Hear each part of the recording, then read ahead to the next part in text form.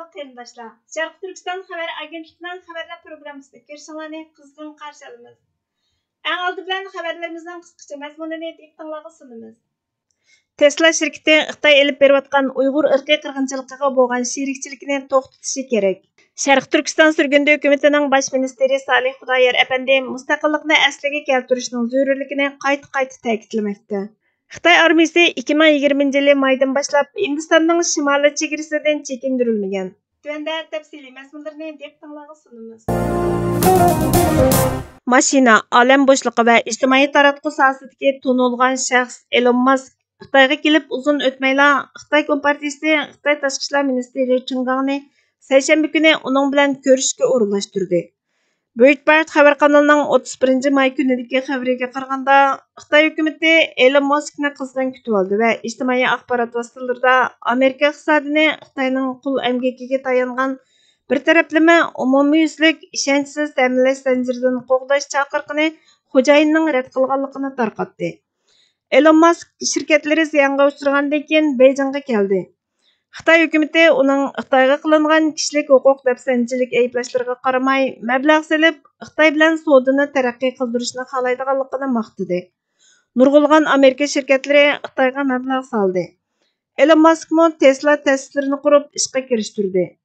Xitoy tashqi ishlar ministri Chen Gang Elon Muskqa Xitoyning taraqqiyotining dunyo uchun bir fursat bo'ladiganligini, sog'lom, muqim va ijobiy bo'lgan Xitoy-Amerika munosabatining Xitoy va Amerika uchun emas, butkul dunyo uchun foydali bo'ladiganligini, Xitoyning Tesla'ni o'z ichiga olgan har qaysi davlatdagi korxonalarga texnik yaxshi bozorni asos qilgan qonunliq va xalqaro savdo muhiti yaratishga va'da beradiganligini aytdi.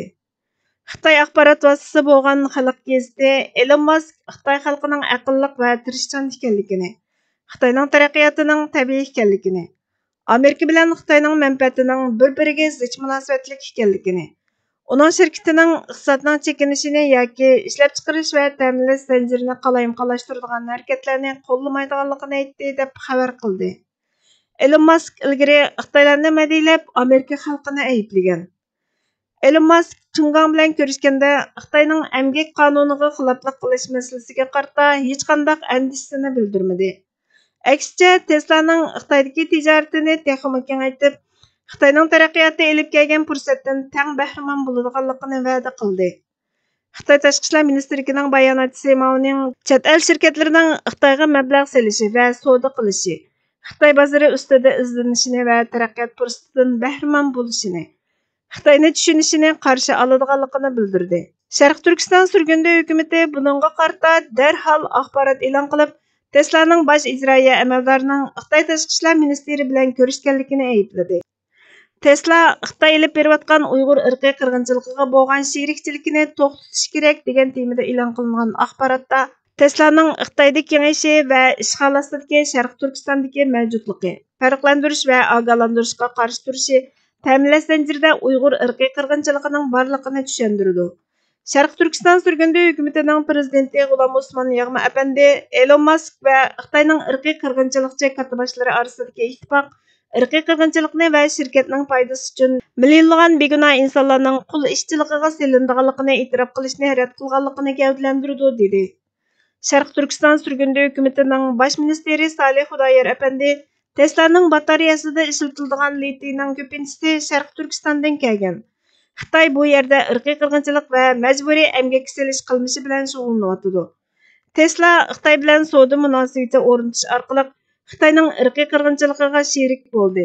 Yaqinqi mezgillarda ishg'ol qilingan Sharq Turkistonning litiy koni va neft ayirish zavodiga 2 milliard dollardan ortiq mablag' solingan bo'lib, Uyg'ur va boshqa Turkiya xalqlarga irqiy qirg'inchilik yurgizayotgan Sharq Turkistonda litiy ishlab chiqaradigan Tesla'ning asosli ta'minlovchisi Amperes texnik cheklik shirkati solgan mablag'ni o'z ichiga oladi dedi.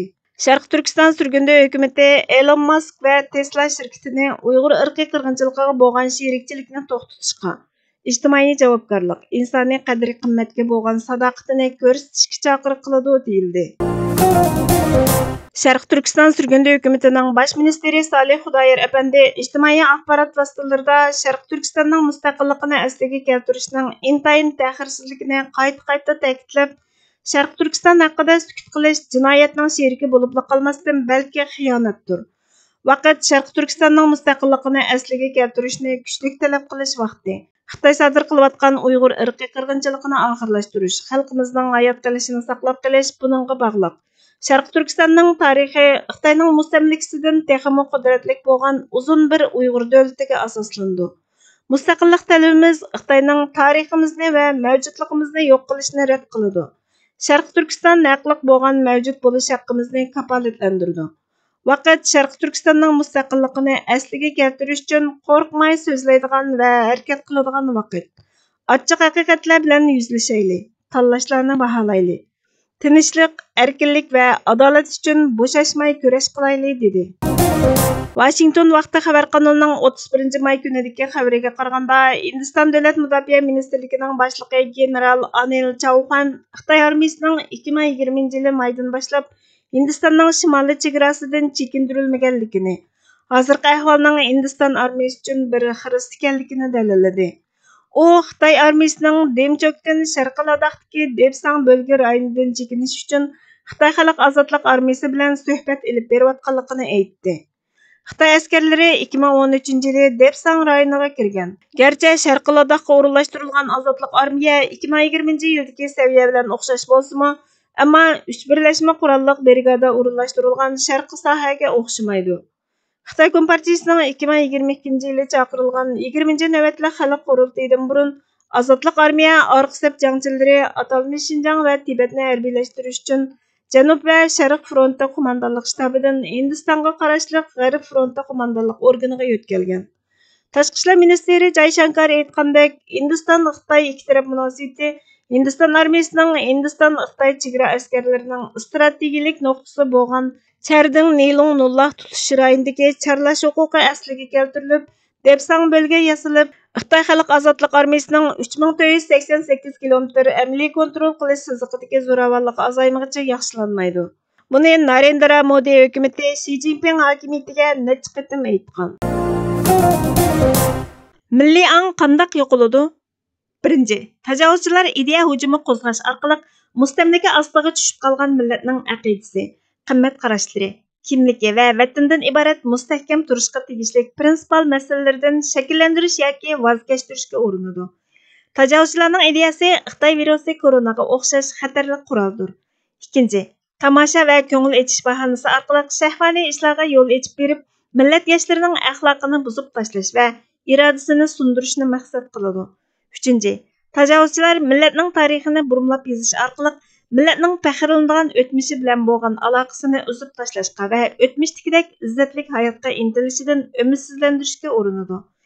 Albatta, bu bosqichga kelib qolgan millatning ilm kuchi ojizlashib ketadi.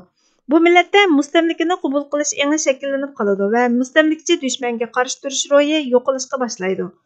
Buning uchun birinchi qilib aqida ro'yini tirildirish, ideyani isloh qilish, kimlikni asliga keltirish, qimmat qarashlarimizda ching turish, Allah bilan bo'lgan munosabatimizni yaxshilab, samimiylik ro'yini oshirish, aqidasi va vatan millati uchun fidokor yoshlarni tarbiyalash, o'zimizning tarixiy qobiliyatli liderlarimiz va o'rnaklarimizni yo'l boshchi qilib harakat qilishga to'g'ri keladi. Abdurahmon Kashig'ari. Bugungi xabarlarimiz bu yerda oxirlashdi. Bizga vaqt ayirganlar uchun ko'p rahmat. Kelar qatimki programmamizda ko'rishguncha Allohga omonat bo'lgaysizlar.